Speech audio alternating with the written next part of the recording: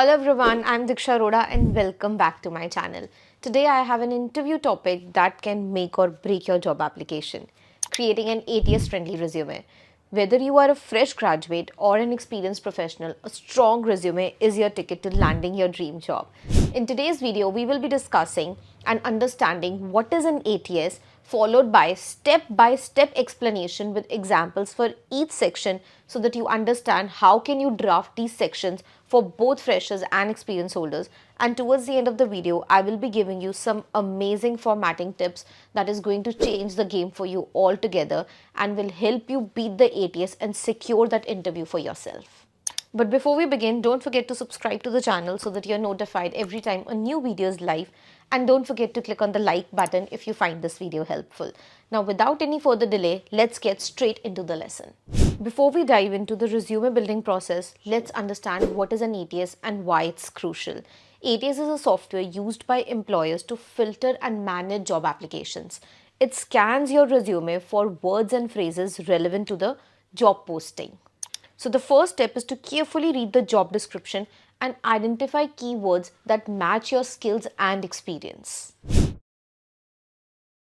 A well-structured resume typically includes 8 sections: contact information, professional summary, skills, work experience, and in case of freshers, this is replaced by internships, education, certifications, projects, awards, and achievements. Now let's get into the details of resume sections. The first is the contact information. Your contact information should be at the top of your resume. Include your full name, phone number, email address, and LinkedIn profile. Make sure everything is up to date and professional. Below your full name, mention your target role along with 3 to 4 keywords that describe your strengths. Well, that's all you need for this section. Please avoid mentioning your age or marital status. That's completely irrelevant and will just take extra space in your CV. Next is the professional summary. For both freshers and experience holders, I'll advise you to write professional summary rather than career objective. This will grab the recruiter's attention. Keep this section concise and tailored to the job you are applying for. Here is an example of a professional summary of an experienced holder. Remember, your professional summary should demonstrate what you are bringing to the table. Most importantly, use metrics to create an impact. Now here is an example of a professional summary of a fresher. In case of freshers, make sure that you use industry-specific keywords and what are your core strengths. Remember, this is the topmost section of your CV and should be drafted professionally and properly. Here are sample professional summaries for 7 of the most common job roles. You can pause the video and take a screenshot of this part.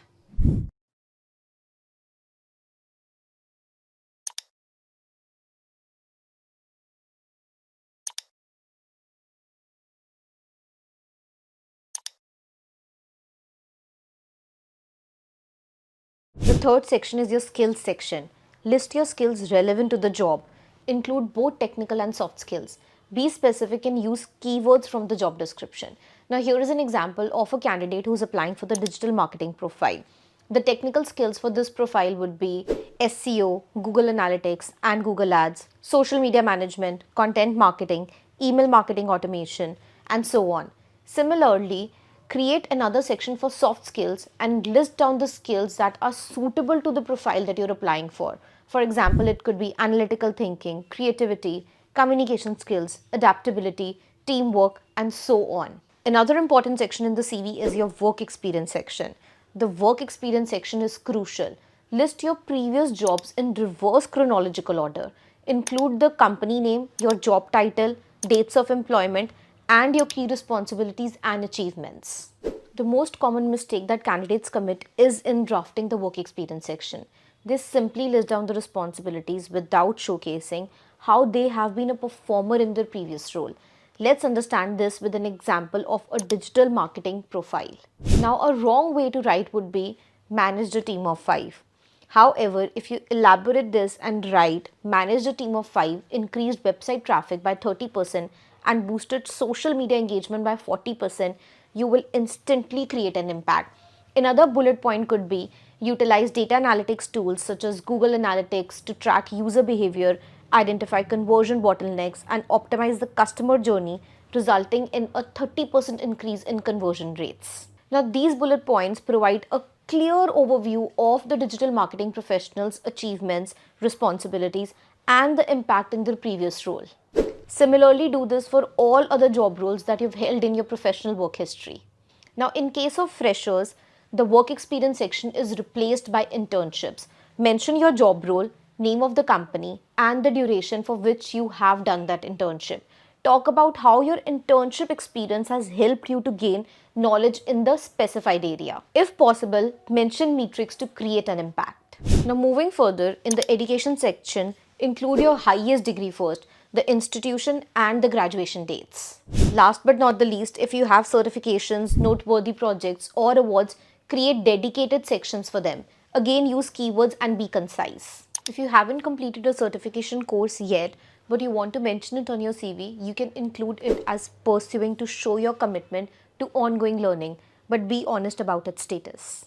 For your projects, mention the source, duration, and a short description about what you have learned. Now, before we wrap up, here are some quick formatting tips that you should keep in mind. Always use a clean and easy to read font. Stick to professional color scheme. Keep your resume one page or less than 3 years of work experience and 2 pages max or more. Use bullet points for readability and always save your resume as PDF to preserve formatting. And there you have it, a comprehensive guide to creating an ATS-friendly resume. Remember, tailor your resume for each job application by incorporating the right keywords from the job description. Thank you for sticking till the end. If you found this video helpful, please give it a thumbs up and subscribe for more such useful content. If you have any questions or need further assistance, feel free to leave a comment below. Good luck with your job search, and I will see you in the next video. And keep following your interview coach Diksha Arora to ace your interview. Good luck, bye-bye, and take care.